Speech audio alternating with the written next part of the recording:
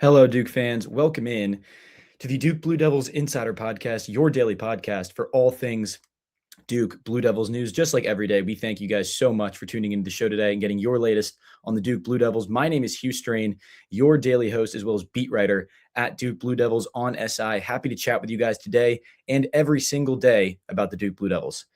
As fans know at this point, it is the day for Duke to take on the number one ranked Michigan Wolverines. Duke will face Michigan at Capital One Arena in Washington, D.C. Tip-off set for 6:30 p.m. Eastern Time. Michigan coming in at 25-1 overall in the campaign. Duke at 24-2 overall and 13-1 in league play, like we've talked about all season. It's the top two teams in the net. It's the top two defenses at KenPom. It's the top two overall teams at KenPom. Michigan is number one in the AP poll. Duke is number three. The premier matchup of the weekend and probably the best game of the entire 2025-26 college basketball season up to this point, and a game that has major, major implications for the Blue Devils with a victory. I think it's safe to say if Duke does end up losing this game, which, hopefully, obviously Duke can pull it out, but with a loss, it really won't do much damage to the resume at all. Duke would be 10-3 in quadrant one, still 16-3 across the first two quadrants, and, losing to probably the top team in college basketball on a neutral floor. So a loss that probably wouldn't hurt the Blue Devils too much. Duke would still likely be on the one seed line. The one seeds have remained fairly the same over the last couple of months. It's now changed slightly, at least at ESPN bracketology. UConn this past week fell at home to Creighton. Creighton, who entered the game under 500 in a bad Big East, entered under 500 in Big East play in a bad Big East. But UConn fell at home to Creighton, dropped off the one line. So the projected one seeds as of now are Duke, Arizona, Michigan, and Houston. Two out of the Big 12, got Michigan out of the Big 10, and Duke representing the ACC. But with a victory for the Blue Devils, obviously, that does wonders for the Blue Devils' resume going forward. I think with a win, I think whoever wins this game, maybe regardless of what happens for the rest of the season, is locked into a number one seed in the NCAA tournament. Barring just a unforeseen drop-off from an elite team afterwards with several extremely difficult losses, several bad losses. But, I think if Duke wins this game and plays the season with one more loss, and then even if they lose in the first round of the ACC tournament, or at least in their first game of the ACC tournament, because they're going to get the double bye, I really don't think it would bump them off the one line. A win over Michigan on a neutral floor would be massive, because we've talked all season. Again, check us out at si.com/college/Duke every single day for Duke news. But we've talked about how Duke probably has the most complete resume in college basketball. Duke is, like we just said, 10-2 in quadrant one, 16-2 across the first two quadrants, 13-0 at home, and 8-1 in true road games. But the one thing that Duke lacks on its resume is a win over a perennial national title contender, a team, a top 4 to 5 team in the country. Duke's top win, according to the net right now this season, is against Florida. Florida is number 9 in the net. Duke took the Gators down early on in the season at Cameron Indoor Stadium. Duke fans remember a wild 3 by Isaiah Evans, who was 0 of 7 from beyond the arc entering that shot in that game. Duke takes down Florida 67-66 at Cameron Indoor. At the time, didn't look like all that great of a win because Florida had its struggles early on, but Florida has turned into the best team in the SEC and a Final Four contender. Florida is at number 9 in the net. Duke has also taken down Michigan State on the road, which is number 12 in the net. That's also one of the best wins in all of college basketball. Duke took down Kansas, which is number 13 in the net. It's taken down Louisville twice, which is number 14 in the net. It's taken down Arkansas, which is number 18 in the net. A lot of really good wins for Duke, obviously, on the season. They have 10 quad one wins. Obviously, some of those are going to be elite. Duke obviously lost to North Carolina, which is number 28 in the net. And North Carolina is a really weird team to evaluate, just because they've got some bad losses, got some really good wins. But the point is, Duke has some quality wins over some high net teams, but doesn't have that win over a perennial top 3 to 5 true heavyweight contender in the sport.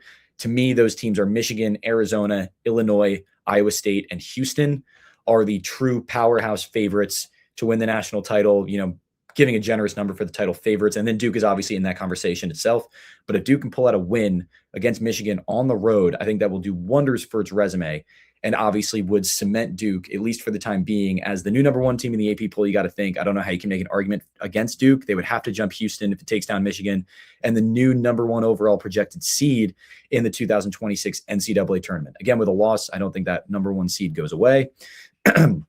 But I do think Duke moves to the number one overall projected seed. If it takes down Michigan, I think it'd be really hard to make an argument against it.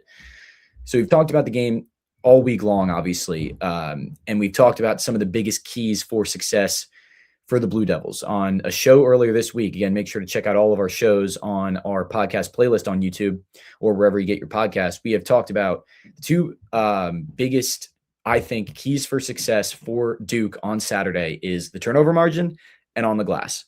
We talked about the glass. The box score won't show it because Purdue cleaned it up a lot in the second half. But in Michigan's win at Mackey Arena, it beat Purdue 91-80 on the road. Again, Mackey Arena, top 3 to 5 most difficult place to play probably in all of college basketball. Michigan takes Purdue down 91-80, and the box score won't show how dominant Michigan was, specifically in the first half.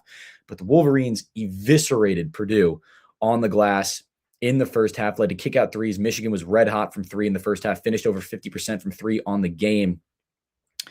But it was the glass that really took Purdue out of it early, and Purdue, again, fixed it the second half, but the damage was already done. Michigan is too elite defensively. They're too complete of a team. They were never going to let Purdue get back into that one. Whenever Purdue brought it back to 10, 11, 12 points, Michigan pushed it right back to 16, 17, 18, ended up being an 11-point victory. But the glass is going to be a massive, massive aspect of this game. Duke is also one of the better rebounding teams in the country. Both Michigan and Duke are top 25 nationally in offensive rebounding percentage at KenPom. Duke leads the ACC in terms of rebounds allowed to its opponents per game at just under 30. Duke is also a very, very good offensive rebounding team, but it feels like second chance points are going to be a critical piece of this game because they're not going to come often. And because they're not going to come often, whoever can, match that category or at least, get to its average is going to win the game. Whichever team can hold its opponent to under that average feels like it has a really, really good chance to win the game. Michigan has elite size. Again, we've talked about their front court all week. 6'9" Morez Johnson, 6'9" Yaxel Lendeborg, 7'3" Adai Mara. Just a elite front court on both sides of the ball. Morez Johnson is so physical. He's really upped his NBA draft stock this season with Michigan after coming over from Illinois. Wrote a piece on this myself that is going to be on Duke Blue Devils on SI, so go read that. Cameron Boozer, who is obviously the clear National Player of the Year frontrunner, will be likely the primary matchup on the second best player in college basketball to most people, at least in my opinion. I don't want to say most people, but that's Michigan's Yaxel Lendeborg, the 6'9" forward, number one player out of the transfer portal, heads to Michigan from UAB, leads the team in points, rebounds, and steals, has the highest defensive by Asian performance rating at evanmia.com. Cameron Boozer has the highest offensive and total by Asian performance rating, but arguably unarguably, Cameron Boozer is the best player in college basketball, but Yaxel Lendeborg, very strong argument to be considered the second best player in college basketball. So both players facing off against each other will, be kind of being physical in the paint together, be on each other defensively, and both are really, really talented defenders. So I'm very excited for that matchup. And the other category of the game is turnovers. Again, Michigan is such a complete team. It's really hard to nitpick, but the one area you can is turnovers. Michigan averages the third most turnovers in the Big Ten at over 12. Duke forces just under 13 a game. Purdue forced 14 Michigan turnovers that turned into 22 points for the Boilermakers. That was really the one aspect that got Purdue back in the game in the second half.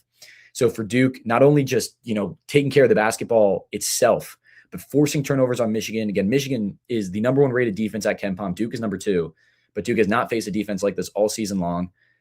Getting out in transition off those turnovers and capitalizing with points, not letting the Michigan defense get set will be a huge advantage for the Blue Devils if they can pick the pockets of those Michigan guards and get out in transition and run. So those are the two biggest keys for me. And then, again, also wrote a story about this at si.com/college/Duke that will be live on Saturday as well. Patrick Ngungba needs to stay out of foul trouble.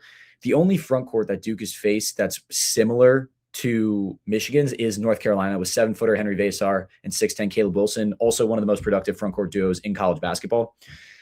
In that game, Pat Ngungba fouled out with 6 minutes to go, and Duke does not have a lot of size at the true 5-man spot. So after Gungba fouled out, Malik Brown had to play the 5. He's only 6'9". He also had 4 fouls on him already. Really limited what Duke can do. UNC went on to outscore Duke 16-6 across the final 6 minutes of the game after Pat Gungba fouled out. Huge for Gungba to stay in the game, be that post presence, protect the rim, and not get into foul trouble, play clean defense. That is going to do it for us here at the Duke Blue Devils Insider Podcast. Get excited. Duke will take on Michigan, the number 1 team in the college basketball, at Capital One Arena on Saturday, 6:30 p.m. Eastern Time tip. Just like every day, we thank you so much for tuning into the show today. Make sure to check us out every day at si.com/college/Duke to get your latest on the Duke Blue Devils every single day. My name is Hugh Strain, your daily host, as well as beat writer at Duke Blue Devils on SI, and I'll see you tomorrow.